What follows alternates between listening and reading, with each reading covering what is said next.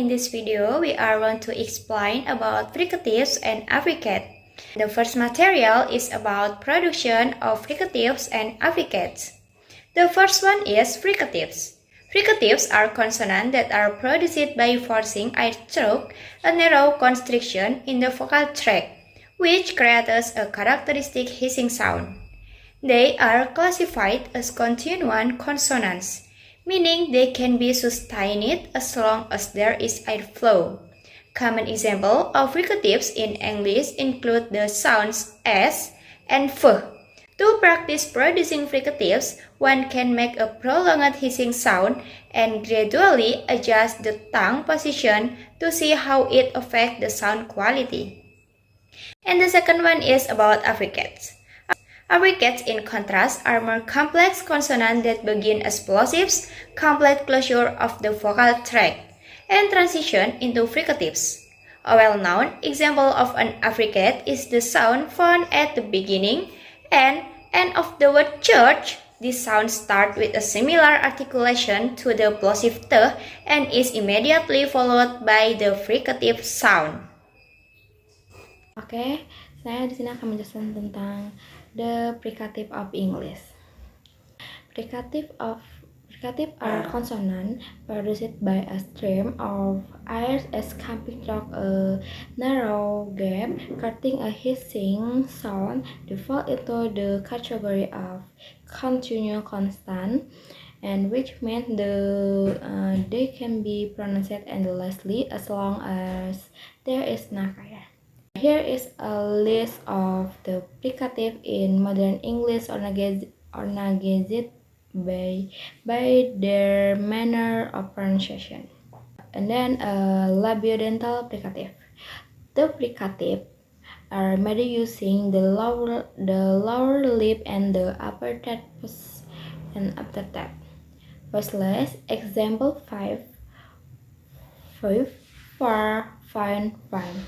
Voiced. Example fine, fine, violet, violet, vital, vital. And then dental fricative. The tip of the tongue against the tense critic the fricative voiceless. Example this thing in. Voiced. Example this that. Alveolar fricatives. For this fricative, the tip of the tongue moves up against the gum line behind your upper teeth. Voiceless. Example su, sip, sip. And alveolar fricatives. These fricatives are made using the throat and the alveolar right at the top of mouth, partner behind the teeth, then the alveolar fricatives. Voiceless. Example soar, sip, sip. And voiced. Example azure, azure. And then the last glottal fricatives. For the final category of fricative, the back of the tongue move off against the gum line behind your upper teeth. Example hot, hot, hit, he. And last material about the affricates of English. Affricates are articulate in the same place as post-alveolar fricative, namely struggling further back in the mouth compared to plosive.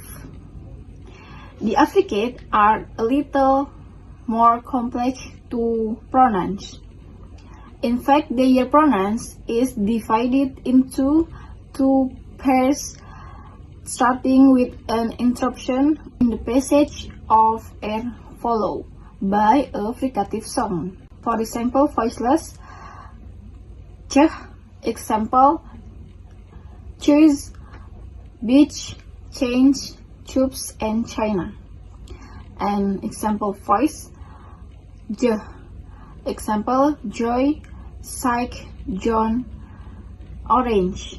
When ch is at the end of a syllable, it can influence the length of the vowel that precedes it, similar to effect produced by other 40 consonants. and Fortis consonant. Fortis consonants are articulate with an open glottis, meaning the sound folds are separated, and this is always the case with fricative, where airflow is important for successful production. Fortis consonants are produced with greater force, and the glottis is open, resulting in a stronger sound than Linus consonant. An important characteristic of Fortis consonant is their ability to shorten the duration of preceding vowel, especially evicting long vowel and diphthong. Additionally, Fortis consonant can show glottalization, that is, glottal closure occurs immediately before the consonant, particularly in certain plosive and affricate consonants at the end of stressed syllable. This section emphasizes the peculiarities of Fortis consonant in English phonetic and their influence on surrounding sound. And the conclusion is English has a complex fricative system which is categorized into Fortis voiceless and Linus voiced pairs. Except for the glottal fricative H, and there are two affricate phonemes in English, namely ch and j, which are considered a single phoneme even though they consist of a plosive and a fricative, as well as affricates have the same voicing characteristics as other consonants and can influence the length of the vowel that precedes them.